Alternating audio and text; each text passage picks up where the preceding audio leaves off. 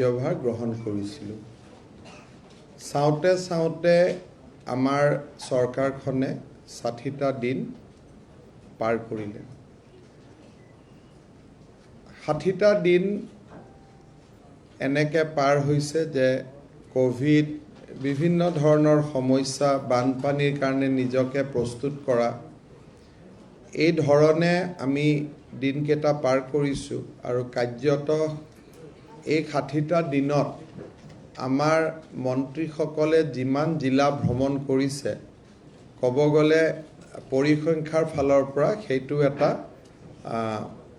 এটা ক'ব গ'লে দৃষ্টান্তমূলক। ইমান ফ্ৰিকুৱেণ্টলি মন্ত্ৰীসকলে জিলা পৰ্যায়লৈকে কেতিয়াও ভ্ৰমণ কৰা নাছিলে। আৰু অৱশ্যে অসমৰ পৰিৱেশটোৰ পৰিপ্ৰেক্ষিতত আমি সেই ধৰণে নিজক ৰাজহুৱা স্বাৰ্থত নিয়োজিত কৰিবৰ বাবে প্ৰয়োজনো হৈছিলে আৰু প্ৰয়োজনৰ তাগিদা অনুসৰি আমি কাম কৰিবলৈ চেষ্টাও কৰিছোঁ। ২ মাহ পূৰ্ণ হোৱা উপলক্ষে আজি আমাৰ ৰাজ্যিক কেবিনেটৰ এখন বিশেষ বৈঠক অনুষ্ঠিত হৈছিল। সাধাৰণতে আপোনালোকে জানে যে ইউজুৱেলি আমি প্ৰতি বুধবাৰে কেবিনেট বৈঠক কৰোঁ, কিন্তু আজি ২ মাহ পূৰ্ণ হোৱা উপলক্ষে আমি এখন বিশেষ কেবিনেট বৈঠক কৰিছিলোঁ।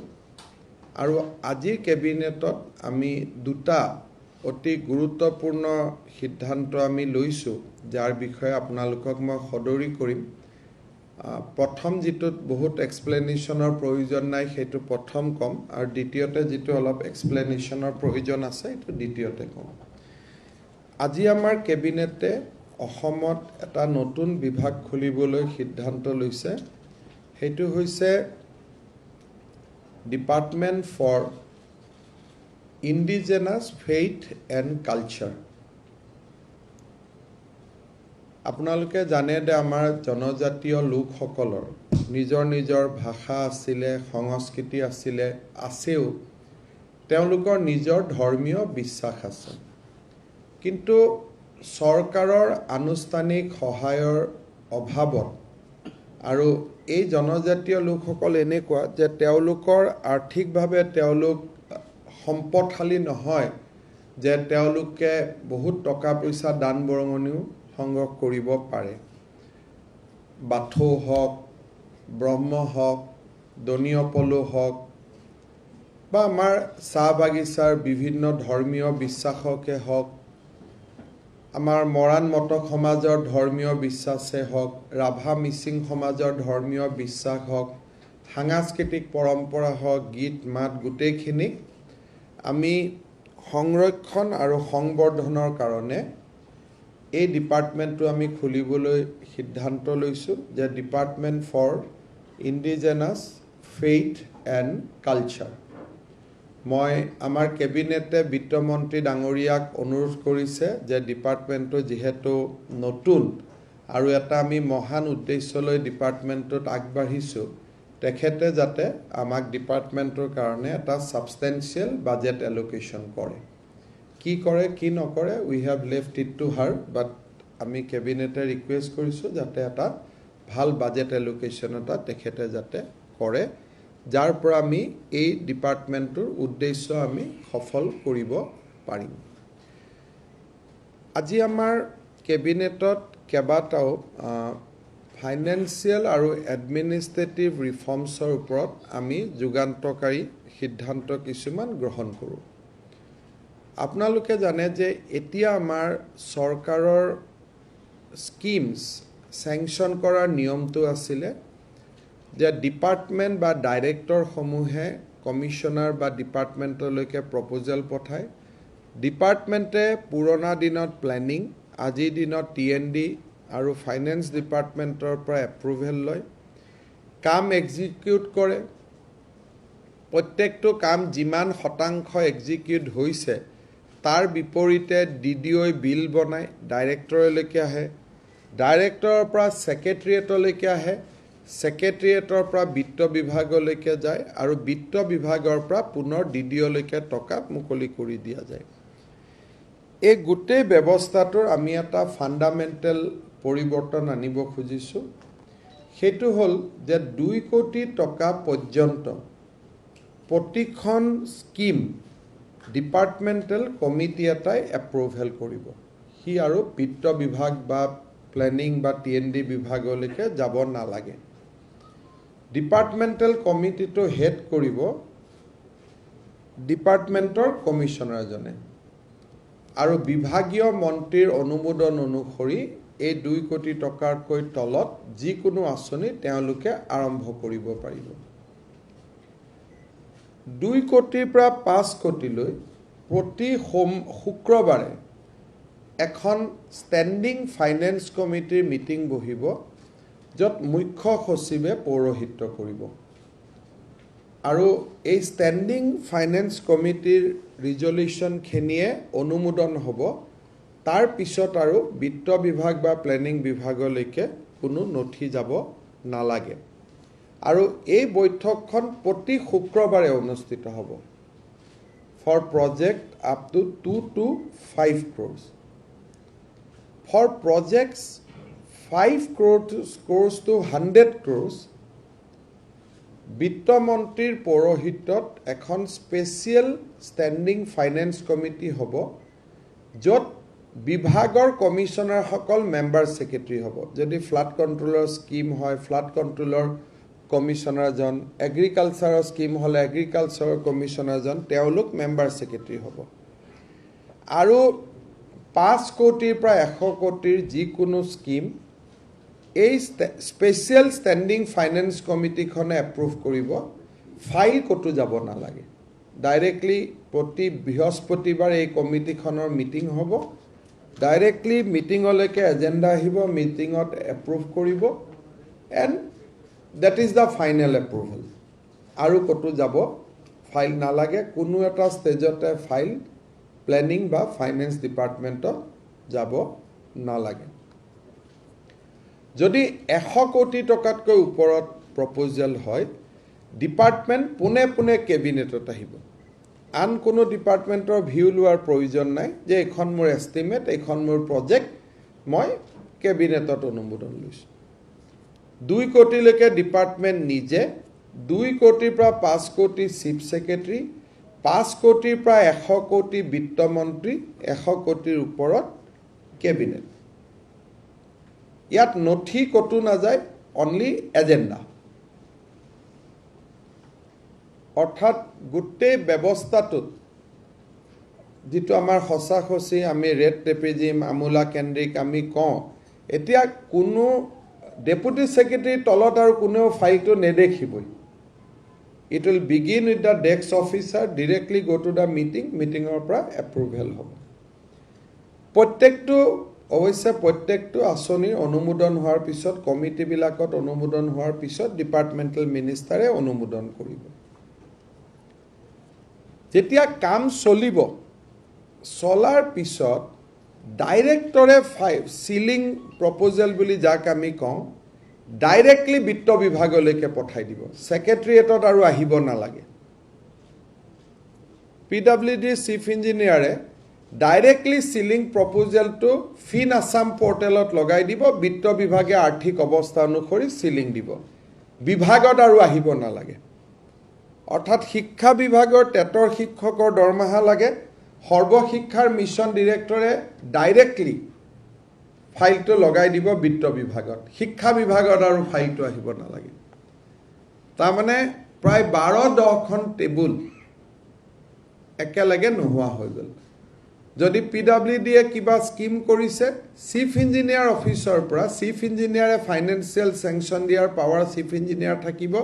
Based on the administrative approval chief ইঞ্জিনিয়াৰৰ পৰা ডাইৰেক্টলি ফাইলটো বিত্ত বিভাগত আহিব সেইটো PW ডিপাৰ্টমেণ্ট বা মন্ত্ৰীয়ে দেখা নাপায় আৰু অনুমোদন দিয়াৰ সময়ত ডিপাৰ্টমেণ্ট টকা খৰচ কৰাৰ সময়ত ডাইৰেক্টৰেট ই আৰু বিভাগত নাহে অৰ্থাৎ কোনোবা মন্ত্ৰীয়ে যদি সুধিব লাগে আজি এইটো প্ৰজেক্টত কিমান টকা গ'ল তেওঁ ডাইৰেক্টৰকহে সুধিব লাগিব তেওঁৰ তাত ফাইল নাহে আৰু কমিশনাৰ তাতো ফাইল নাহে ডেপুটি সেক্ৰেটাৰী তাতো ফাইল নাহে ডাইৰেক্টলি ডিপাৰ্টমেণ্টটো ফাইনেন্স ডিপাৰ্টমেণ্ট অহা বছৰলৈকে গৈ এই বছৰ আমি নোৱাৰিম ডাইৰেক্টলি এক্সিকিউটিভ ইঞ্জিনিয়াৰৰ পৰা বিত্ত বিভাগ, ডাইৰেক্টলি সুপাৰিনটেণ্ডেণ্ট ইঞ্জিনিয়াৰো নহয়, এক্সিকিউটিভ ইঞ্জিনিয়াৰৰ পৰা বিত্ত বিভাগ, chief engineer, superintendent engineer, additional chief engineer ক'তো ফাইল নাহে। এই বছৰ চিফ ইঞ্জিনিয়াৰৰ পৰা আমি বিত্ত বিভাগ কৰিছোঁ, নিজৰ বিভাগত নাহে আৰু শিক্ষা বিভাগ, ভেটেনাৰী বিভাগ, এগ্ৰিকালচাৰ ক'তো ফাইল নাহে। ডাইৰেক্টৰ এগ্ৰিকালচাৰে ডাইৰেক্টলি লগাই দিব ফাইনেন্স ডিপাৰ্টমেণ্ট, মাজত আৰু কৃষি বিভাগটো নাথাকে। ইয়াৰ ফলত প্ৰায় 24খনমান টেবুল কমি যাব, প্লাছ ডাইৰেক্টৰ উইল বি মোৰ ৰেছপনচিবল। এতিয়া DGP অফিচত কিবা পেট্ৰলৰ পইচা লাগে,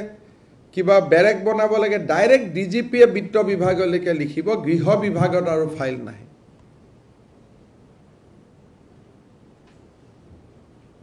চ' এইটোৰ ফলত আমাৰ ডিপাৰ্টমেণ্টত কাম বহুত কমি যাব, ডিপাৰ্টমেণ্টে মনিটৰিং, ছুপাৰভিজন আদিত বেছি সময় দিব পাৰিব। আৰু ৰেগুলাৰ স্কিমবিলাক, বৃদ্ধ পেঞ্চন, বিধৱা পেঞ্চন, টেটৰ শিক্ষকৰ চাকৰি, দৰমহা, এইবিলাকতো কমিটিটো যাব নালাগে, এইবিলাক ডাইৰেক্টলি ডিপাৰ্টমেণ্টতে এপ্ৰুভেল হৈ যাব। ইভেন চিফ ছেক্ৰেটাৰী বৃদ্ধ পেঞ্চন বছৰি 300 কোটি লাগে, গতিকে 100 কোটিৰ ওপৰৰ স্কিম যিহেতু কেবিনেটত যাব লাগে, কিন্তু এইটো যিহেতু ৰেগুলাৰ এণ্ড এষ্টাব্লিছ স্কিম, সেইটো আৰু ক'তো যাব নালাগে, মন্ত্ৰীয়ে এপ্ৰুভেল দিব, ডাইৰেক্টলি ডাইৰেক্টৰ অফ ছ'চিয়েল ৱেলফেয়াৰে বিত্ত বিভাগৰ পৰা টকাটো ল'ব, ডাইৰেক্টলি খৰচ কৰি দিব। ই আৰু ছেক্ৰেটেৰিয়েটত মুখ দেখিব নালাগে। এক প্ৰকাৰ বিত্ত বিভাগৰ কণ্ট্ৰল ব্ৰাঞ্চৰ আৰু ছেক্ৰেটেৰিয়েটৰ টেবুলবিলাক সম্পূৰ্ণ খালী হৈ গ'ল। বাট অনলি থিং যে চিফ ছেক্ৰেটেৰী আৰু বিত্ত মন্ত্ৰীয়ে অভাৰ দ্য পিৰিয়ড কাম কৰিব লাগিব। প্ৰতি বৃহস্পতিবাৰে বিত্ত মন্ত্ৰীয়ে ক'তো তোৰ ল'ব নোৱাৰে, শুক্ৰবাৰে চিফ ছেক্ৰেটেৰী ক'তো ওলাই যাব নোৱাৰে, because it is standing committee, এখন শ্লিপিং কমিটি নহয়, it is a standing committee, সদায় জীয়াই থাকিবই লাগিব এইখন committee. This committee can't sleep, it is a standing committee. Finally যাতে প্ৰজেক্টবোৰ ফিউচাৰিষ্টিক হয়, এইবাৰ যদি বাজেটত 100 কোটি থাকে, তেওঁলোকক আমি 200 কোটি চেংচন দিব পাৰ্মিশ্যন দিছোঁ, যাতে অহা বছৰৰ প্লেনিংটো এবছৰ আগত হৈ যায়। তাৰমানে মোক যদি এইবাৰ বাজেট দিছে মেডিকেল কলেজ এখন বনাবৰ কাৰণে 200 কোটি টকা, তেওঁলোকে দি দিব 400 কোটি টকা, এই ধৰণৰ। আৰু অফক'ৰ্ছ মেডিকেল টেডিকেল কলেজবিলাকৰ ক্ষেত্ৰত কি হয়, বাজেট 10 কোটি টকা দিয়া হয়, প্ৰজেক্টটোতো 2 বছৰ দিলেও কমপ্লিট নহয়, সেনেকুৱা প্ৰপ'জেলবোৰ ডাইৰেক্টলি কেবিনেটত গুচি যাব, যিটো লং টাৰ্ম প্ৰজেক্ট, য'ত নেকি 100-200 কোটি টকা এপ্ৰুভ কৰিব লাগিব, সেইটো টুৱাইচ দ্য নাম্বাৰ চাই লাভ নাই, this is a large project, সেইটো ডাইৰেক্টলি কেবিনেটত গুচি যাব। বাকী 100 কোটিলৈকে যিমান প্ৰজেক্ট আছে, টুৱাইচ দ্য বাজেট তেওঁলোকে দিব পাৰিব। আৰু ডাঙৰ প্ৰজেক্ট হ'লে ডাইৰেক্টলি তেওঁলোকে গুচি যাব কলৈকে, কেবিনেটলৈকে। গতিকে এই ধৰণৰ এইখন আমি অহা যেতিয়া নতুন বাজেট অনুমোদন হ'ব, নতুন বাজেটৰ পৰা আমি ইয়াত কৰিম। পোষ্ট ফিলিং আপৰ ক্ষেত্ৰত যিহেতু 1 লাখ চাকৰিৰ পোষ্ট ফিল আপৰ কথা আছে, আমি আগতে পুলিচ চাকৰি ক্ৰিয়েট কৰিলে বিত্ত বিভাগত যাব লাগিছিল, LP স্কুলৰ পোষ্ট ফিল আপ কৰিলে বিত্ত বিভাগত যাব লাগিছিল, এতিয়া আমি কৈছোঁ এইখিনি ডিপাৰ্টমেণ্টেল কমিশ্যনাৰে পাৰিব। ফৰ ভেকেণ্ট পোষ্ট ক্ৰিয়েট কৰিলে বিত্ত বিভাগত যাব লাগিব। আৰু দৰমহাৰ কাৰণেও আগতে যি SIU ক্লিয়াৰেন্স লাগিছিল, বহুত মানুহে সময়ত দৰমহা নাপায়, বহুত দিন লাগে, that clearance will also be now given by the department. Finance SIU ডিপাৰ্টমেণ্টত এইটো নাযায়, তেওঁলোকে নিজে ক্লিয়াৰ কৰিব পাৰিব। এইখিনি হ'ল আমাৰ আজি কেবিনেটত, it's a very big reform. ছেক্ৰেটেৰিয়েটখনত বহুত কাম আমাৰ কমি যাব, আৰু আমি মনিটৰিং সুপাৰভাইজিং এই কামবিলাকত আমি সময় খৰচ কৰিব পাৰিম মই ভাবোঁ যে অহা 5 বছৰত আমি কাম কৰাৰ কাৰণে আমাৰ যেটো ব্যৱস্থাই কেতিয়াবা হাত বান্ধি দিয়ে কাম কৰিব নোৱাৰি আজি we are completely bringing a huge administrative reforms যাৰ পৰা আৰু আমাৰ এই project বনোৱা implement কৰাত আমাৰ অসুবিধা নহয় if we have money then we will be able to do something পইচা নহলে তো একো কৰিব নোৱাৰি এটো আৰু উপায় নাই পইচা থাকিলে আমি সব কৰিব পাৰিম অহা এমাহৰ ভিতৰত আমি ডেস্ক অফিচাৰৰো কেবিনেটত আমি এপ্ৰুভ কৰিম আমি স্কিম বনাই আছো যে proposal will start from deputy secretary dealing assistant বা সুপাৰিনটেন্ডেন্ট সকলৰ কাম হ'ব ফাইলটো বনাই ডেপুটি সেক্ৰেটাৰীক দি দিয়া ফাৰ্স্ট নোটটোৱে লিখিব deputy secretary no dealing assistant and superintendent will write anything in the file beginning a hobo from the deputy secretary which is known as a desk officer in central government কিন্তু ফাইলটো বনাই দিব dealing assistant বনাই মিলি বনাই দিলে কিন্তু শুরু হ'ব from the deputy secretary যাতে তলত পৰি নাথাকে বলে আজি মোৰ অমুকজন ডিলিং assistant আহা নাই ফাইলটো বিচাৰি পোৱা নাই তো নহয় ডেপুটি সেক্ৰেটাৰী নতুনকৈ ফাইল এটা বনাই he can finish it beginning note to deputy secretary hobo কিছুমান ক্ষেত্ৰতো beginning note to a commissioner hobo যেনেকৈ SP transfer engineer transfer chief engineer transfer the beginning note to a commissioner hobo ending note to minister hobo তাত আৰু তলৰ কাৰো note নাথাকে গতিকে desk officer will be dynamic the below একদম desk officer rank পাব পৰা লাষ্ট মানুহজন হল আন্ডাৰ সেক্ৰেটাৰী highest মানুহজন হ'ব ইভেন চিফ সেক্ৰেটাৰী বহুত ফাইল চিফ সেক্ৰেটাৰী ডাইৰেক্ট সিএমক দিব সিএম এপ্ৰুভ কৰিব আৰু কোনো কটো তলত ফাইলটো কটো না যায় that is called desk officer system হেতু আমি আৰম্ভ কৰিম but it will take some time another 1 month লাগিব কাৰণ ইয়াৰ কাৰণে ট্ৰেইনিং প্ৰগ্ৰাম অলপ কৰিব লাগিব কিবা যদি আপোনালোকে খুদিব কৈছে আজি আমাৰ এই ৰিফৰ্ম খিনি কেবিনেটে অনুমোদন দিলে নতুন ডিপাৰ্টমেন্ট খোলাটো কেবিনেটে অনুমোদন দিলে বাকি যদি আপোনালোকে কিবা প্ৰশ্ন আছে খুদিব পাৰে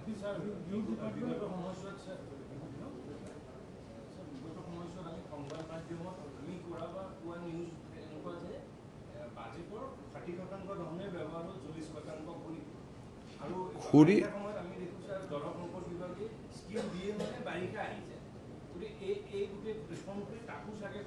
এতিয়া নিয়ম হ'ব যে জল সম্পদ বিভাগে বৃহস্পতিবাৰ আৰু শুক্ৰবাৰটো ব্যৱহাৰ কৰিলেই হ'ল তেওঁলোকৰ যেটো ফাইল কটো এটা বজি নাথাকে খেদনাখনৰ ফাইল খেদনাখনে চেজ হ'ব কিবা যদি ভুল লেখে চিফ সেক্ৰেটাৰী লগে লগে কৈ দিব যে ইয়াত আপোনাৰ শিলৰ দাম বেছি লিখিছে কাঠৰ দাম বেছি লিখিছে ঠিক কৰি লৈ আহক নেক্সট বৃহস্পতিবাৰে এটো ঠিক হৈ যাব but now no deputy secretary will decide it will be decided by either chief secretary or finance minister then at the highest level taller level ot aru query hoi na thake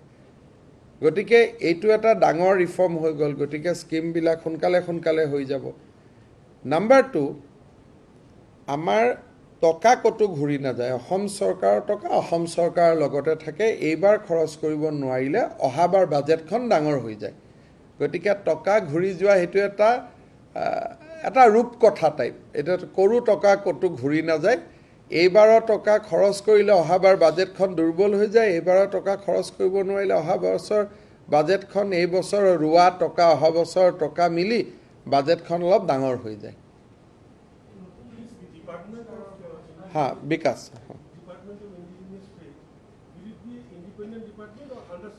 it will be a independent department but obviously it will be under some minister but it will not under any ministry it will be a pure independent department it will be not under department of culture or department of WPTBC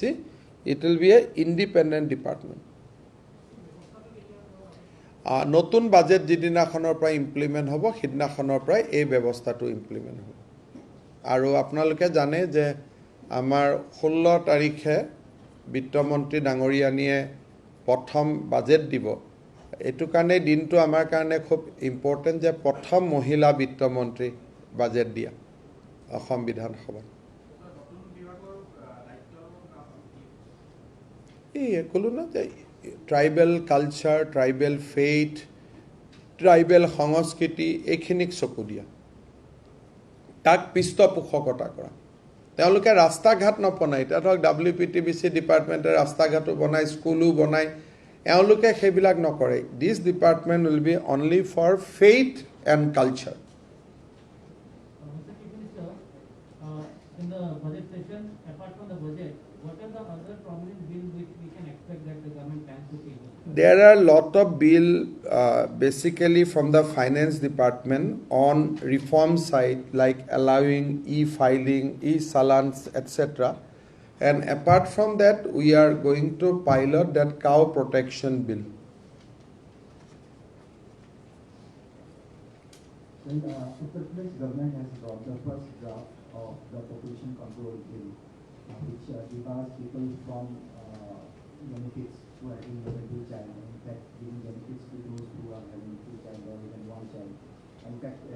incentive sterilization, voluntary sterilization option, and also benefiting in the private sector, not in the government sector. So what we have to say on, because we are also mandated in the same. Our bill is already approved. We have not done through this is legislative route. We have piloted a bill in the assembly, or resolution in the assembly. Assembly has approved our resolution long back. But unlike many other state government, we are distributing scheme in 3 ways. One is the basic scheme which will be availed by everybody, irrespective of number of children. Like Pradhan Mantri Awas Yojana, it will be for all. But maybe MFI loan exemption up to 4 child. Maybe মই কোৱা নাই যে হেতু হ'ব এটু ক্ষেত্ৰত নহয় normal ধৰক কৈছো যে it is A scholarship to education তাত কোনো চাইল্ডৰ কথা নাই যোনে চাইল্ড আছে but if we start a housing scheme we may say it is up to 2 child so we will have some basic scheme which will be open to all and we will have some scheme which will be open only to 2 child. And regarding voluntary sterilization and all these things, you can expect some very big announcement in our budget on towards population control. And we have also already our service rule is passed that children up to 2 children 19 years of age, all these things already there. I will take another press conference because we are going to notify that in a month or so. Ours is already in place, but UP is trying to do it through an act. We have done that through resolution in assembly.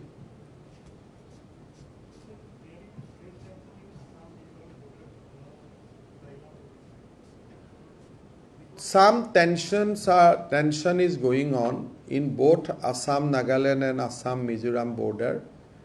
Assam police has been deployed to protect our constitutional boundary. But at the same time, Assam being the largest state or basically in a way we are gateway to Northeast, we are always open for mutual discussion and resolution of our dispute. But only thing that do not encroach our land, if there is any dispute, we will sit over the table and we will resolve it. As of now, Assam police is working day and night to protect our constitutional boundary.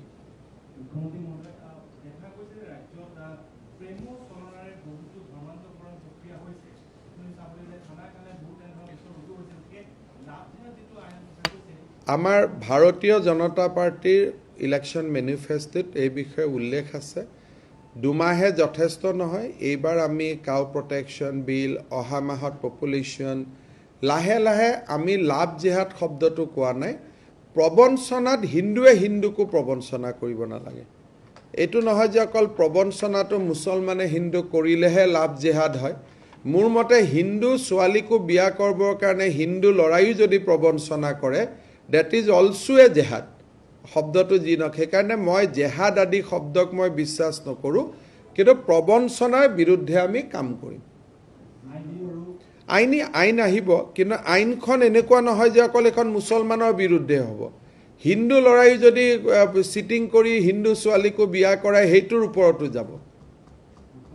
কাৰণ মোৰ ছোৱালী মোৰ ভণ্টি ধৰ্ম নহয় কোনো শোষিত হ'ব নালাগে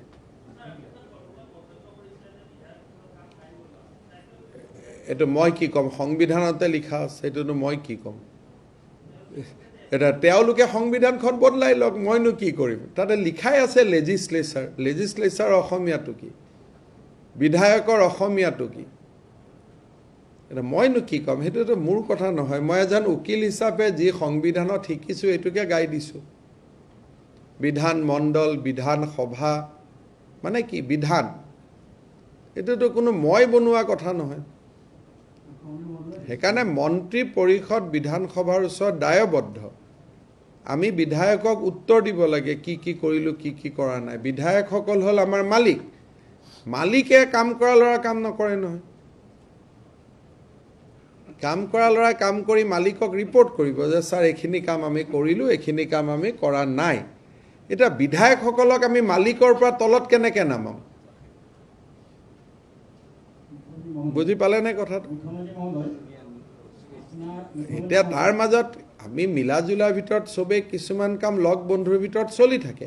কিন্তু আইনটো আইনেই নহয় সংবিধানখন আমি কোনে বদলাব পাৰিম তেতিয়া এইটো লিখা থাকিব যে প্ৰতি সমষ্টিত বিধায়ক নহয় এজন কাৰ্যকৰী এক্সিকিউটিভ আমি ভোট দিব লাগিব আমিতো বিধায়ককহে ভোট দিওঁ যাতে এতিয়া গোপালক আইন গোৰক্ষণ আইন এইবিলাকৰ ওপৰত আইন বনোৱা কামটো হ'ল বিধানসভা সাবঅৰ্ডিনেট লেজিসলেশ্যনো বনাব ৰুলছ বনাব ৰেগুলেশ্যন বনাব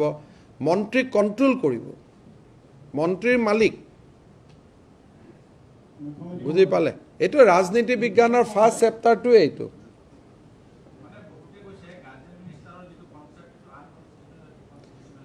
সেইটো কেনেকৈ আনকনষ্টিটিউচনেল হয় কংগ্ৰেছৰ চৰকাৰ আজিৰ দিনত মহাৰাষ্ট্ৰত চলি আছে মহাৰাষ্ট্ৰৰ পৰাই গাৰ্জেন মিনিষ্টাৰ আনিছোঁ গতিকে তেওঁলোকে মহাৰাষ্ট্ৰত সুধি ল'লে হ'ল যে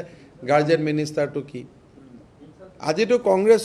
কংগ্ৰেছৰ দিনতে ইনচাৰ্জ মিনিষ্টাৰ আছিল আমি নামটোহে ইনচাৰ্জৰ জেগাত গাৰ্জেন কৰিছোঁ এইটোতো ইনচাৰ্জ মিনিষ্টাৰ দিয়া নিয়মটোতো হিতেশ শইকীয়া চৰকাৰৰ পৰাই অসমত চলি আছে আমিতো কোনো নতুন কৰা নাই খালি আগত যেনিবা ইনচাৰ্জসকল জিলাত নগৈছিল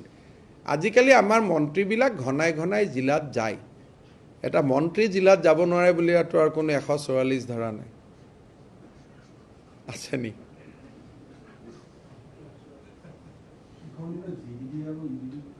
মাৰ্জ হ'ব অহা কেবিনেটত যতীন হাজৰিকাৰ এখন কমিটি আছিলে 2005ত একচুৱেলি এই যে ডেস্ক অফিচাৰ আদি আমি কৰি আছোঁ এইটো নতুন কথা নহয় তৰুণ গগৈ ডাঙৰীয়াই যতীন হাজৰিকা কমিশ্যন এখন কৰিছিলে তেওঁলোকে ৰিপৰ্টবিলাক ইমপ্লিমেণ্ট নকৰিলে যতীন হাজৰিকাই কৈছিলে যে পাব্লিক গ্ৰিভেন্স ডিপাৰ্টমেণ্টটো এডমিনিষ্ট্ৰেটিভ ৰিফৰ্মছ ডিপাৰ্টমেণ্টৰ লগত থাকিব লাগে যোৱাবাৰ আমি সেইটো কৰি দিলোঁ যতীন হাজৰিকা ডাঙৰীয়াই কৈছিল GDD UDD মাৰ্জ হ'ব লাগে অহাবাৰ আমি কৰিম গতিকে আমি 1 by 1 যতীন হাজৰিকা কমিটিয়ে কৈছিল ডেস্ক অফিচাৰ আৰম্ভ হ'ব লাগে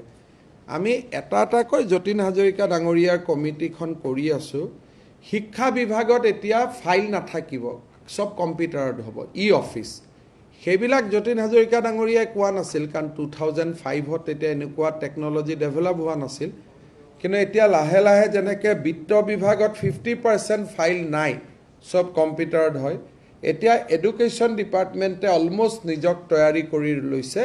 যে এডুকেশ্যন ডিপাৰ্টমেণ্টত ফাইল নহ'ব সব অফিচ তাৰমানে কম্পিউটাৰত হ'ব ইন 5 years টাইম আমি ছেক্ৰেটেৰিয়েটত ফাইলটো নোহোৱা কৰি দিম সব অফিচত লৈ আহিম খালি মই খুব এম্বিচিয়াছ হোৱা নাই যে অহা বছৰে কৰি দিম we are taking step slowly but very firmly যিটো কৰিছোঁ সেইটোৰ পৰা আৰু বেক ট্ৰেক কৰা নাই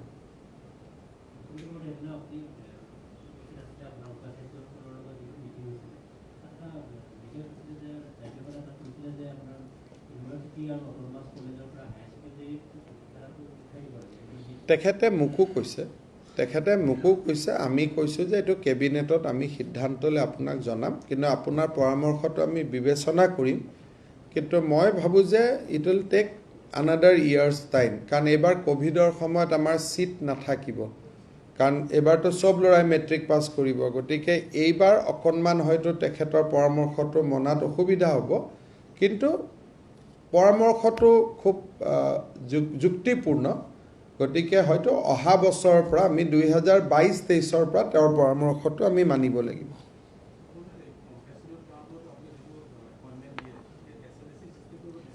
15 আগষ্টৰ ভিতৰত গোটেই পেন্ডিং কম্পেনসেশন এপইন্টমেন্ট আমি দি দিম কাৰণ 2017 চনৰ 1 এপ্ৰিললৈকে হে কম্পেনসেশনত এপইন্টমেন্ট প্ৰযোজ্য এডুকেশন ডিপাৰ্টমেন্টক বাদ দি আৰু কোনো ডিপাৰ্টমেন্টকে পুৰণা দুই এটা কেছ বাদ দি জমা নাই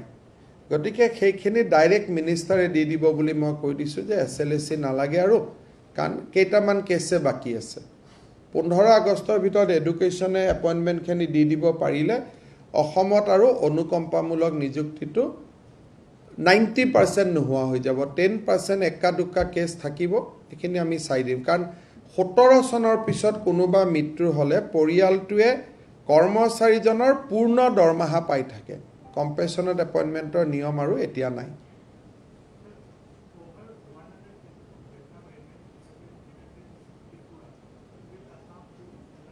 100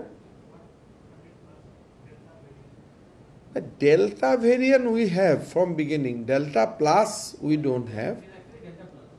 But Delta plus we are doing genomic sequences. But as of now we do not have Delta plus.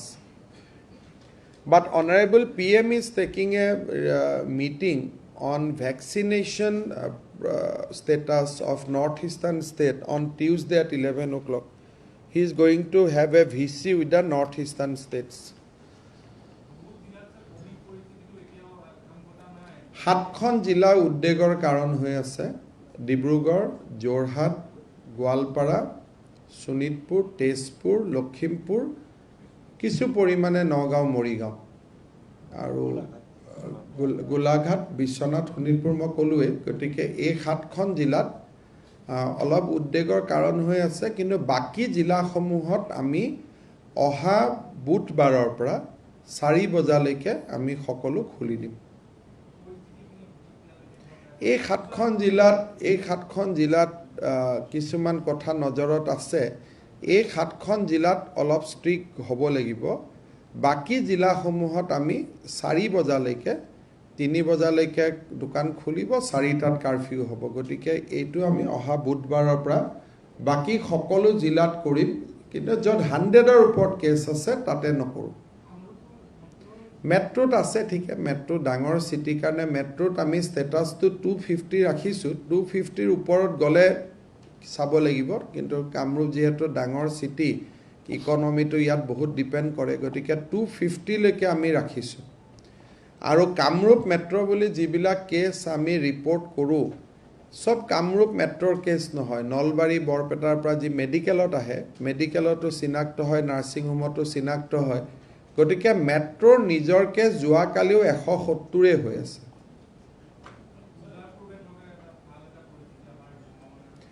অলপ এই 7খন জিলাৰ ওপৰতে ডিপেন্ড কৰে এই 7খন জিলাত আমি ডিসি সকলক ষ্ট্ৰিক কৰি কাম কৰিব দিছো এই 7খন জিলাৰ পৰাই কেছখিনি আহি আছে বৰাক ভেলিটো এতিয়া কেছ নাই ধুবুৰী গোৱালপাৰা কেছ বহুত কমি গল কিন্তু উজনি অসম আৰু উত্তৰ অসমৰ এই 7খন জিলাৰ পৰিস্থিতি গম্ভীৰ তেনেকুৱা শব্দ প্ৰয়োগ নকৰিলেও আমি মানে এই কেইখন ডিস্ট্ৰিক্ট যে আমাৰ এটা চিন্তাৰ বিষয় হৈ আছে সেইটো ক'ব পাৰে না পুলিচ সিআৰপি অলপ ঘুৰিছে যাতে মানুহে নিয়মবোৰ মানে আৰু এটা ডাঙৰ কথা হৈছে কি কেইটামান সৰু সৰু অবজাৰভেশন আমাৰ গাৰ্জেন মিনিষ্টাৰ সকল সেইকাৰণে ডিস্ট্ৰিক্টত জলে কিছুমান ফিডবেক পোৱা যায় বহুতে কৈ আছে যে সুলাই ঘাটিৰ পৰা এই বস্তুটো বাঢ়ি আছে ইট ইজ এ ফ্যাকচুয়ালি সব মন্ত্ৰীয়ে গৈ দেখা পাইছে গধূলি যে সুলাই খাবৰ কাৰণে বহুত ডাঙৰ এটা মদৰ দোকানতো কিনি ললে গুছি আহিলে সুলাই ঘাটিত বহি খাই সেইকাৰণে আমি জিলাবিলাকত নিৰ্দেশ দিছো যোৱা কালিৰ পৰা যে সব সুলাই ঘাটি ভাঙি দিব লাগে যিমান জাগাত কেছ বাঢ়িছে কৰবাত নহয় কৰবাত চুলাই মদৰ লগত কানেক্টিভিটি আমাৰ মন্ত্ৰীসকলে দেখি আহিছে এটা এটা সিৰিয়াস মেটাৰ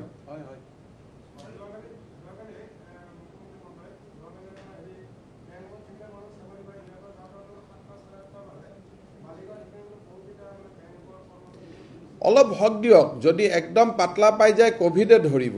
গতিকে অকণমান পুলিচে অলপ যে টাইট আছে পজিশ্যনত আছে সেইটো গম পাই থাকিলেহে কোভিড নিয়ন্ত্ৰণ হৈ থাকিব যদি সেইবিলাক আমি ৰিপৰ্টিং কৰোঁ দুমাহত আৰু কোভিড বাঢ়ি আহিব গতিকে কাৰো ওপৰত বেয়া কথা ক'ব নালাগে বেয়া ভাবিব নালাগে কাকো বেয়া কথা ক'ব নালাগে কিন্তু পুলিচে বুজোৱা যিটো নিয়ম সেইটো চলি থাকিব লাগে নহ'লে অসুবিধা হৈ যাব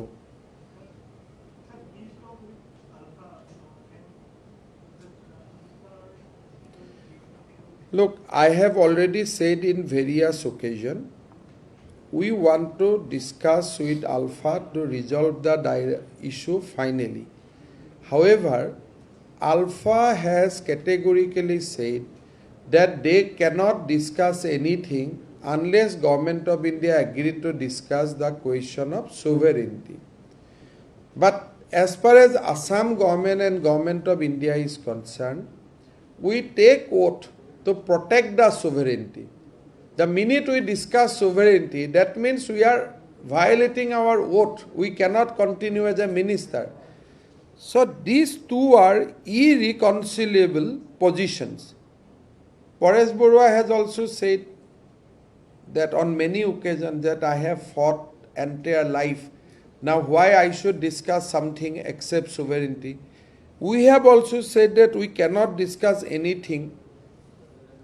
if sovereignty is an issue. Now, how to resolve that? Some mid-level approach has to be find out. কিবা এটা মাজৰ ৰাস্তা ওলাব লাগিব মধ্যম পন্থা এটা ওলাব লাগিব সেই মধ্যম পন্থাটো ওলাবৰ কাৰণে কিছু ব্যক্তিয়ে চৰকাৰ আৰু আলফা দুইটা সংগঠনৰ লগতে বা ৰাষ্ট্ৰ বা আমাৰ ষ্টেট আৰু আলফা তেওঁলোকৰ লগত অনানুষ্ঠানিক সম্পৰ্ক চলাই আহিছে যেতিয়াই কিবা এটা এই ধৰণৰ মধ্যম পন্থা আহে তেতিয়া আলোচনা আৰম্ভ হ'ব কিন্তু আজিৰ মুহূৰ্তলৈকে মধ্যম পন্থাটো আবিষ্কাৰ হোৱা নাই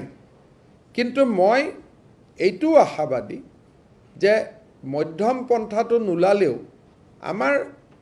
মাজৰ মানুহবিলাকে কথা পাতি আছে পৰেশ বৰুৱা ডাঙৰীয়াৰো চিন্তাধাৰা ইতিবাচক চৰকাৰৰ চিন্তাধাৰাও ইতিবাচক now only issue is how to create a road map so hopefully আমি কেতিয়াবালৈকে ভাল খবৰ পাম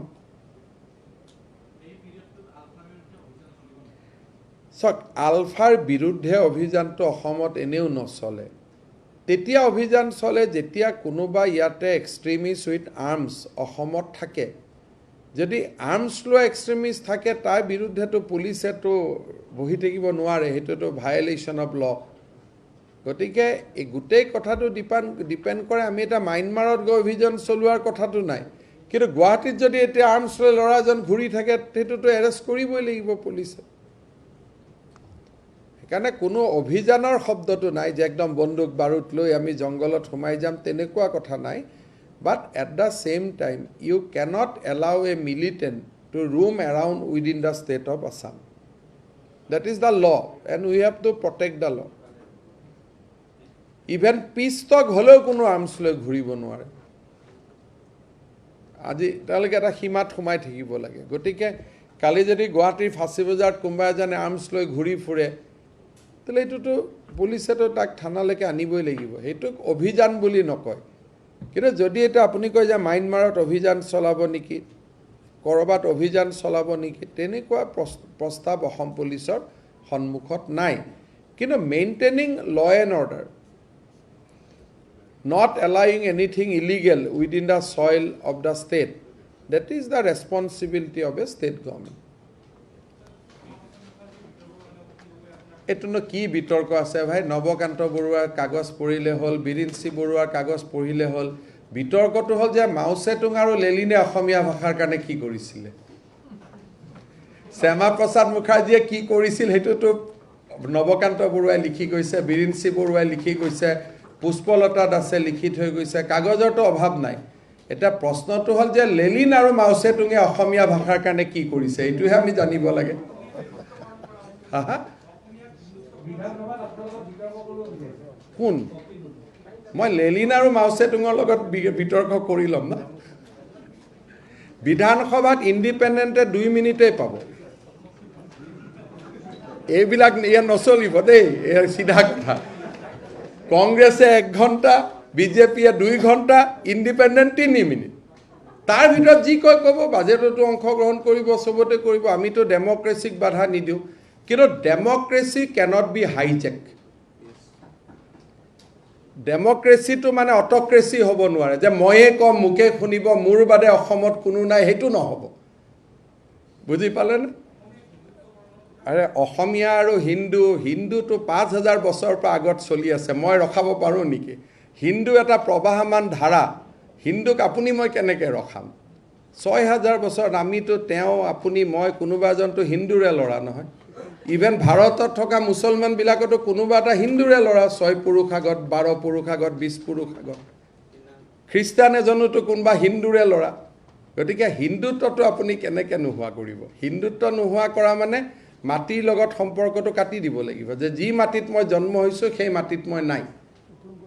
হয় নহয়? যেতিয়া বুৰঞ্জী লিখিব তেতিয়াতো আপুনি গংগাৰ কথা লিখিবই লাগিব, আপুনি কামাখ্যাৰ কথা লিখিবই লাগিব, নৱগ্ৰহৰ কথা লিখিবই লাগিব। এইটো আপুনি কেনেকৈ নোহোৱা কৰিব? বুজিলে? সেইকাৰণে এটা কথা আপোনালোকে সকলোৱে বুজি ল'ব লাগিব, যে BJP will not allow democracy to be hijacked, but BJP will allow and will welcome participatory democracy. কিন্তু যদি নিজে ভাবে মোৰ বাদে অসমত কোনো নাই, ময়ে কম ময়ে শুনিম, আমিতো তালি মাৰিবৰ কাৰণে নাযাওঁ নহয় বিধানসভাত।